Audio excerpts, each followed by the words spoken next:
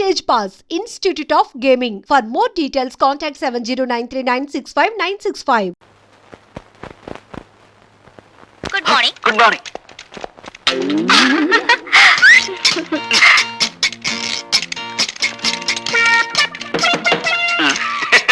ఏం ఆంజనేయులు, ఏం జరిగింది? You don't worry sir, just కాల్ జారిందంతే. ఏం లైలా, నీ టేబుల్ దగ్గర ఏమన్నా తెలుగు ఐస్కంతం పెట్టావా? ఏమోనండి, నాకు తెలియడం లేదు. సరిగ్గా నా టేబుల్ దగ్గరికి వచ్చేసరికి అందరికి పెన్నులు, పెన్సిళ్ళు, ఫైల్స్ జారిపోతుంటాయి. దీనికి ఏకంగా కాలే జారినట్టుంది. దేవ గారు, నేను సొంతం పెట్టవలసిన ఫైల్స్ ఏమైనా ఉంటే మరండి గీకవుతారా? గీక్కోవాల్సిందే. అదేంటి? I convey my heartly condolences. Condolences for what? పెద్దడు ఎవరైనా పోయాడా? లంచాలు తెచ్చిపెట్టే బంగారు బాతు లాంటి నీ సీటుకు ఈకలు పీకుతున్నారు. అదేంటి? బయట ఇంటర్వ్యూలు జరుగుతున్నాయి. నిలబడి ఉండడం నాకు అలవాట్లేదు, ఏమనుకోకండి. బాబు, మీరు రాజశేఖరం గారి తాలూకే కదూ? యా, సీనియర్ కాల్స్ వచ్చా? పర్వాలేదు, తాగు బాబు. మినిస్టర్ గారు తాలూకు భానోజీరావు గారు. అవునవును, తెలుస్తూనే ఉందిగా. అయితే నేను వెళ్ళొచ్చా? మా మొహాన సిగరెట్ పొగ ఊదించుకునే కంటే నేను పంపించేయడమే మంచిది. వెళ్ళరా బాబు. Next. Good morning everybody. Good morning. Good morning. Please be seated. Thank you sir. Are you mister Bhargava? Yes sir. Bhargavaramudu అంటే ఎవరు? తండ్రి ఆజ్ఞ నెరవేర్చడం కోసం కన్న తల్లినే తెగ నరికిన వాడు. భూమి చుట్టుకొలత ఎంత? 7,900 మైళ్ళు. భూమి తన చుట్టూ తాను తిరిగే వేగం ఎంత? గంటకి 1000 మైళ్ళు. ప్రపంచంలో ఇప్పుడు పేరు పొందిన ఫుట్బాల్ ఆటగాడెవరు? Diego Maradona. ఇంజనీర్ బాధ్యతలు ఏమిటి? స్వార్థపరుడైతే దేశానికి వెన్నెముక లాంటి ప్రాజెక్టులను కూల్చివేయడం, నిస్వార్థపరుడైతే వాటిని నిలబెట్టడం కోసం తనుకూలిపోవడం. మొదటి ప్రపంచ యుద్ధం ఎందుకు వచ్చింది? ఒక డాక్టర్ నిర్లక్ష్యం వల్ల. 1887వ సంవత్సరంలో ప్రిన్స్ ఫెడ్రిక్ కంఠానికి ఎడమ వైపున క్యాన్సర్ వ్యాధి సోకింది. డాక్టర్లు దాన్ని ఆపరేట్ చేయకుండా నిర్లక్ష్యం చేయడం వల్ల అతను సింహాసనం అధిష్ఠించిన 99 రోజులకే చనిపోయాడు. ఆ తర్వాత రాజకాంక్ష ఉన్న అతని కొడుకు కైజర్ రాజు కావడం వల్ల, అతను యుద్ధకాంక్ష గలవాడు, జ్ఞానశూన్యుడు కావడం వల్ల మొదటి ప్రపంచ యుద్ధం మొదలైంది. మీ నాన్నగారి వృత్తి? ఈ ఇంటర్వ్యూలో నేను సమాధానం చెప్పలేని ప్రశ్న అదొకటే సార్. ఆఖరిగా ఒక ప్రశ్న. ఈ క్షణంలో మా మనసులో ఏముందో చెప్పగలవా? నాకు ఈ ఉద్యోగం ఇవ్వకూడదని. అలా ఎందుకు అనిపించింది? ఎందుకంటే పెట్టేవాడికి తినేవాడు లోకు కనుక, అడిగేవాడికి చెప్పేవాడు లోకు కనుక. అలా తెలబోకండి సార్. ఒక ఇంజనీర్ గ్రాడ్యుయేట్ ని మీరు అడుగుతున్న ప్రశ్నలు ఏమిటి? అతనికున్న పురాణ పరిచయం, అతనికి తెలిసిన హిస్టారికల్ నాలెడ్జ్, అతనికున్న స్పోర్ట్స్ నాలెడ్జ్, ఇవా ఒక ఇంజనీర్ క్యాండిడేట్ కి కావాల్సిన అర్హతలు. మీరంతా అవకాశవాదులు. ప్రశ్నలు అడగడమే తప్ప సమాధానం చెప్పడం చేత కానీ మేధావులు. అయినా మిమ్మల్ని నమ్ముకుని పూటకొక నిరుద్యోగి ఇంకా డిగ్రీలు చంకలో పెట్టుకుని ఆఫీస్ గుమ్మాలు ఎగుతూనే ఉన్నాడు. ఎలా? తల్లి మెడలో మంగళసూత్రాలు అమ్మి, అవి ఖర్చైపోతే ఒంట్లోని రక్తాన్ని అమ్మి. సార్, మహాత్మా గాంధీ తెల్లదొరతనాన్ని పోగొట్టగలిగాడేమో కానీ ఆయనే తిరిగి జన్మించిన ఈ నల్లదొరతనాన్ని మాత్రం పోగొట్టలేడు. ఎందుకంటే ఇప్పుడున్న ధరల రక్తం నలుపు, వాళ్ళ దగ్గరున్న డబ్బు నలుపు, వాళ్ళు ప్రోత్సహిస్తున్న బజార్లు నలుపు. మీరు అడిగిన ఒక్క ప్రశ్నకు సమాధానం చెప్పకుండా వెళ్ళడం ఇష్టం లేక జవాబు చెప్పే పెడుతున్నాను సార్. మా నాన్న వృత్తి ఏమిటని కదా మీరు అడిగింది? He's a liar, he's a deserter. కట్టుకున్న భార్యని, కన్న బిడ్డని అనాథల్ని చేసి వెళ్ళిపోయిన కసాయివాడు. ఆ కసాయివాడి రక్తాన్ని పంచుకు పుట్టాను నేను. అయినా మిమ్మల్ని ఏమీ చేయకుండా పెడుతున్నానంటే నా చదువు నాకు నేర్పిన సంస్కారం. ఈ దేశంలో గాంధీల సంఖ్యను పెంచండి కానీ గాడ్సేల సంఖ్యను కాదు.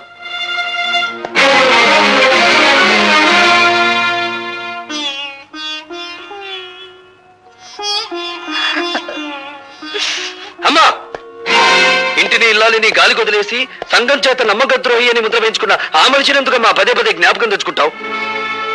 నిజాయితీ నిలకడలేని ఆ మనిషి మూలంగానే కదమ్మా మనం సమాజం నుంచి విసిరివేయబడింది. ఎందుకు ఇంకా మన నుంచి పారిపోయిన ఆ వ్యక్తి కోసం ఆరాటపడతావు? ఈ మనిషి నీడ ఇంట్లో ఉన్నంత కాలం మనకు పట్టిన పీడ వదలదు, నాకు మనశ్శాంతి ఉండదు. భార్గవ, ఏమిటా ఈ పని? ఈ పని ఏనాడో చేస్తుంటే నీ తల్లి నీ కళ్ళ ముందే గుండె పగిలి చచ్చేదిరా. అమ్మా భార్గవ, మంగళసూత్రం కట్టించుకున్న నాకు లేని ద్వేషం నీకెందుకు ఆయన మీద? గుమ్మానికి రాసిన పసుపు, గుండెల మీద తాళి, నుదుటి కుంకుమ ఇంకా మిగిలిన్నాయంటే కారణం ఆ మహానుభావుడేరా. నేను బ్రతుకుండగా నువ్వు ఆయన్నే అనొద్దు.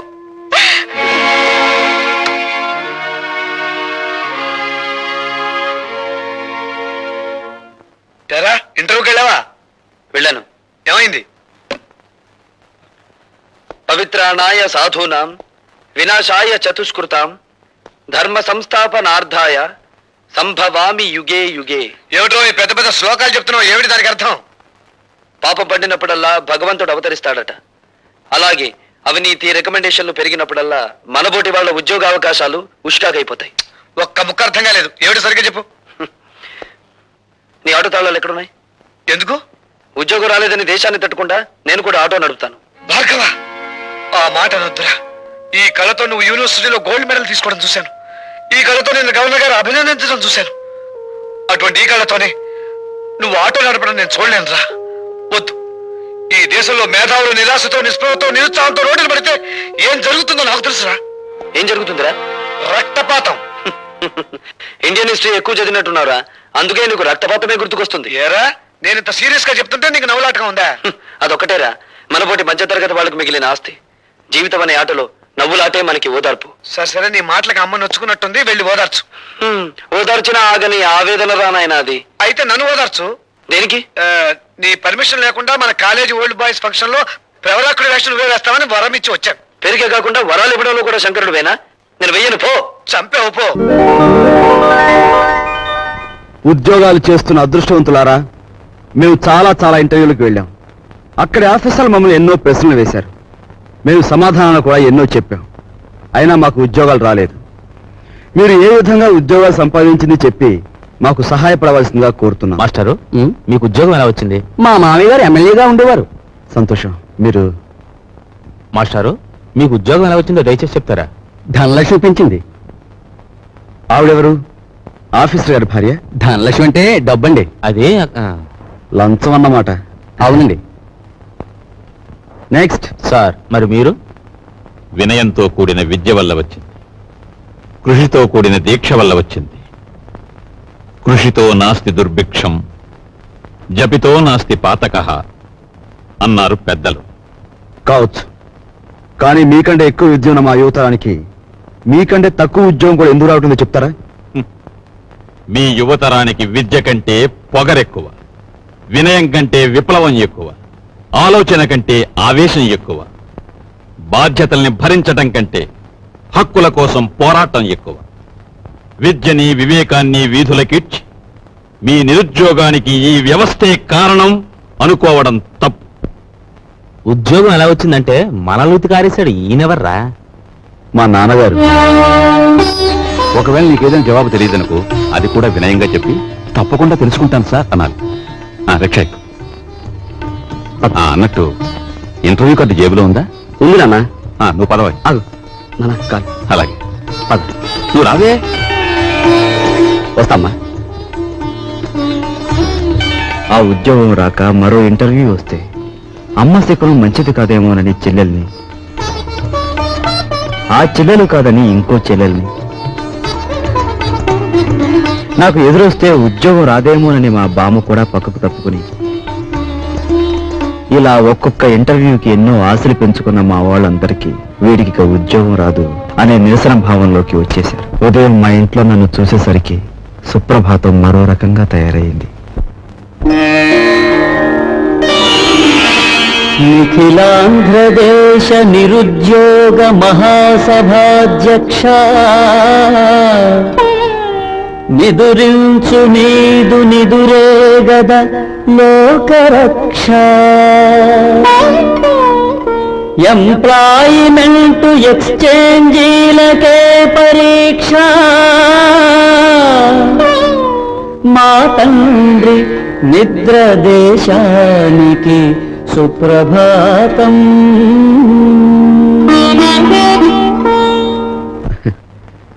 ఉద్యోగం రాలేదన్నది మన బాధ, మన వాళ్ళు ఇంకా ఉద్యోగస్తులు కాలేదే అన్నది మన పెద్దల నిస్పృహ. అదేమిట్రా నెయ్యి వేసుకోకుండా ముద్ద కలుపుతున్నా? ఇప్పుడు నెయ్యి లేకపోతే ఏం పోయిందమ్మా? పప్పులోకి నెయ్యి వేసుకోకుండా అన్నం తినడం మన ఇంటా వంట లేదురా. అమ్మాయి, నువ్వు వడ్డించు. ఇంట్లో నేను ఎండుకుందత్తయ్య. అయ్యో అయ్యో, పచ్చని సంసారంలో పంచామృతాలు నిండుకుంటే పంచమహాపాతకాలు చుట్టుకున్నట్టేనే. చేతిలో డబ్బు లేక ఆ నెయ్యి నేనే కొనలేదమ్మా. నీకు ఎప్పుడు ఏ పని చేయడానికి డబ్బు ఉంది? ఈ సంసారం నీ హయాంలోకి వచ్చిన తర్వాత పప్పులోకి నెయ్యి కరువే, నెత్తి మీదకి నూనె కరువే. ఏం ఉద్యోగం చేస్తున్నావో, ఏమి ఎలగ పెడుతున్నావో, ఆ మహారాజు కడుపును పుట్టావు.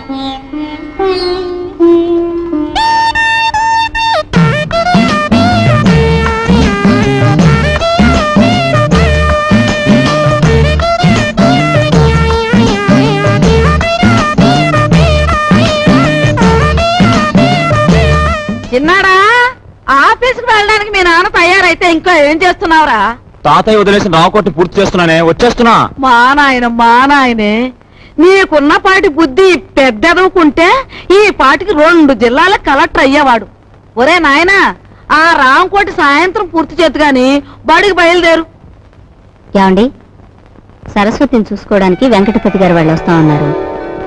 వాళ్ళు ఎప్పుడు వస్తారో ఆఫీస్ నుంచి వచ్చేప్పుడు కనుక్కురండి. అలాగే. అరే సరస్వతి, నువ్వు ఇక్కడున్నావా? అబ్బో, ఏంటే అట్ట మెలికలు తిరిగిపోతున్నావు? అబ్బో, దీనికి దూకుడు ఎక్కువైపోయింది. ఇక పెళ్లి చేయాల్సిందే. లలిత, ఒరే, వస్తాను. సరేనండి.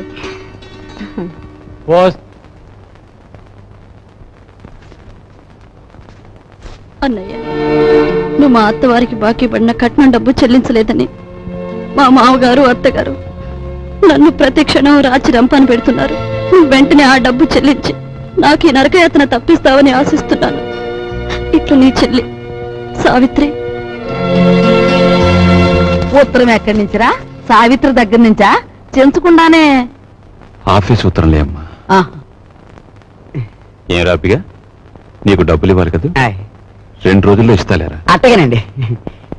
లక్ష్మి, వెళ్ళవే, రిక్షా ఎక్కువ. రండి.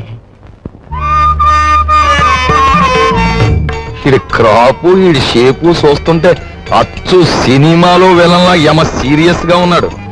మన పని అవ్వాలంటే ఇలాంటితో జాయింట్ అవ్వాలా? గురువా, హలో చెప్తాను. ఊరుకోరా, ఊరుకో. ఈ ఫోటో ఎవరిదో బాగా చూసి చెప్పు. ఈ ఫోటో నీదేనయ్యా? దెబ్బతినేసావు గురువా, నీకు బాడీ ఉంది గాని మెదడు తక్కువే. ఈ ఫోటో నాది కాదు, భుజంగరావు గారు అని ఈ ఊళ్ళో బాగా చిల్లర సంపాదించేసి బాగా మదించిపోయిన పెద్ద మనిషి ఫోటో ఇది. యువతలు నేను రౌడీ గురువు గారితో మాట్లాడుతుంటే నువ్వేటబా ఇప్పుడు ఎంతకీ చెప్పొచ్చేది ఏంటంటే, ఇదిగో ఈ మనిషి నా ఇంట్లో తప్పించేసి నన్ను ఆ ఇంట్లో ఎట్టేసావనుకో, చెప్పాను కదా బాగా చిల్లర ఉన్నాడని, ఆ చిల్లర మన ఇద్దరం సరి సమానం పనిచేసుకుందాం. ఎలాగుంది ఐడియా? నీ కంటికి నేను ఎలా కనిపిస్తున్నానయ్యా? గురువా, నీ ముఖం చూడగానే నాకేమనిపించిందంటే ఇక్కడ కూనీలు కంట్రీ పనులు రేట్లు వారీగా చేయబడును అని పోటీ కట్టినట్టు అనిపించింది. అలో వింటున్నావా? వింటున్నా. గురువా, నా బాడీ నిండా ఐడియాలు ఉన్నాయి గాని కలేజా లేదు. నీ కలేజా నా ఐడియాలు జాయింట్ చేస్తే కుమ్మేస్తాను. నేను పోలీసు వాళ్ళకి పాత చుట్టానే కావచ్చు, కానీ నన్ను పరీక్షించడానికి సిఐడి నిన్ను పంపించారని నాకు బాగా తెలుసు. హలో, నేను ఈ పని చేయను, వస్తా. గురువా, హలో, ఇదెక్కడ పీకులాడు పంచాంగం నాయన, నన్ను సిఐడి అంటావేట్రా బాబా? ఎవర్రా నువ్వు నామేసేస్తా? బ్రదర్. హలో, నువ్వు మోగోడు కదరా ఎలా మాడుతున్నావు? పైగా నన్ను పెదరు అంటావు. నీ కంటికి నేను పెద్ద ముష్టోళ్ళ కనపడుతున్నాను ఎట్రా? ఏటి ఎదవేస్తాలు? ఈ వేషం ఒక్కటే కాదు, నువ్వు చూడాల్సిన వేషాలు ఇంకా చాలా ఉన్నాయి. చూస్తావేంటి నా విశ్వరూపం? పట్టుకో పట్టుకో. హలో,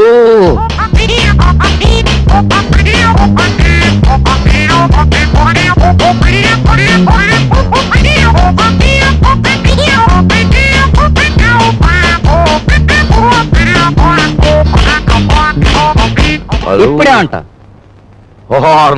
నీ బాడీ ఎంత చూసినా చేరు మాంసం ఉండదు, బుర్రలో ఎంత మాయ ఉందిరా బాబా.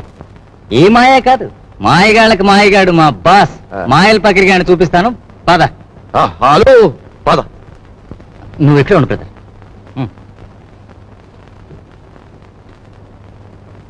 మార్నింగ్.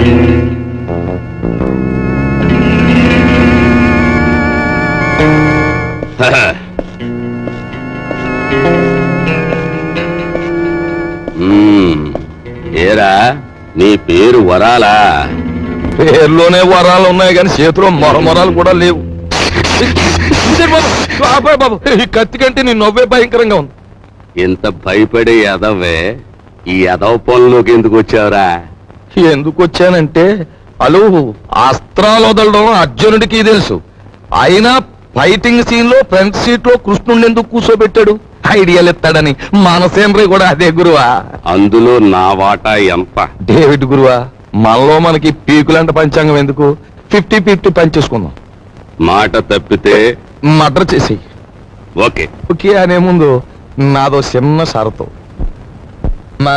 మరేం లేదు గురువా, ఆ కర్నూలు తాలూకు కవచకుండలాలన్నా ఆ బాడీ నుంచి దూరం అయ్యాయేమో గాని మా బాబాగాడు నా సంఖ్య నుంచి సెపరేట్ అవ్వడం. మరి నేను రంగంలో దిగిన తర్వాత ఈయన్ని నువ్వే కాసుకోవాలి. కాసుకుంటాను, కానీ ఈయన మాత్రం నేను ఎత్తుకోను. ఎత్తుకోనంటే ఎలా గురువా? ఎత్తుకోపోతే ఏటవుద్దంటే ఊరుకోరా, ఊరుకో. అది వీడితో న్యూసెన్స్. ఆయన చేత ఈడు మన కూడా ఉంటే అల్లరే గాని చిల్లర రాలదు. సరేలే తాలే. ఎళ్ళు బాబా, ఎళ్ళు, జాగ్రత్తగా వెళ్ళు బాబా. అది అదిరా బాబా, అది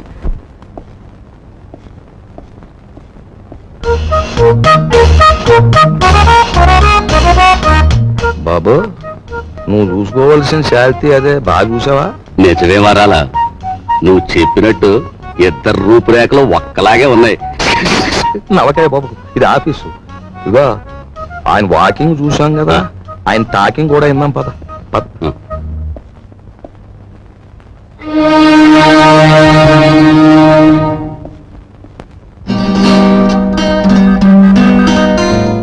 నీ తెలివితేటలు పరీక్షించడానికి సర్టిఫికేట్స్ చూడనవసరం లేదు.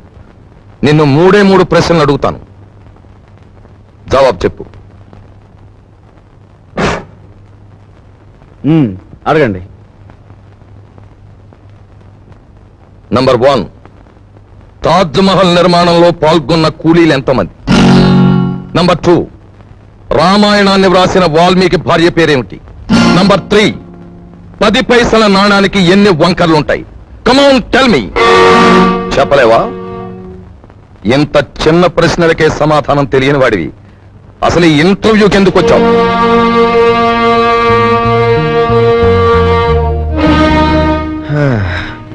చెప్తాను.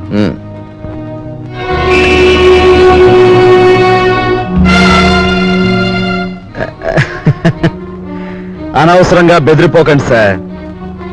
ఇది నా 61వ ఇంటర్వ్యూ. అంటే నా సహనానికి షష్ఠి పూర్తి జరిగిపోయింది.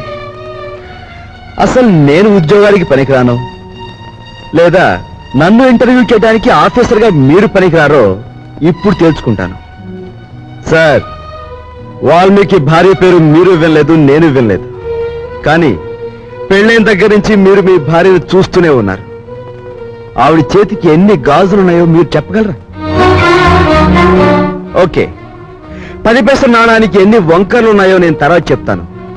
కానీ రోజు దువ్వుకునే మీ తల మీద ఎన్ని వెంట్రుకలున్నాయో మీరు చెప్పగలరా? కనీసం ఆ దువ్వుకునే దువ్వునికి ఎన్ని పళ్ళున్నాయో చెప్పగలరా? చెప్పండి. నాకు తెలియదు.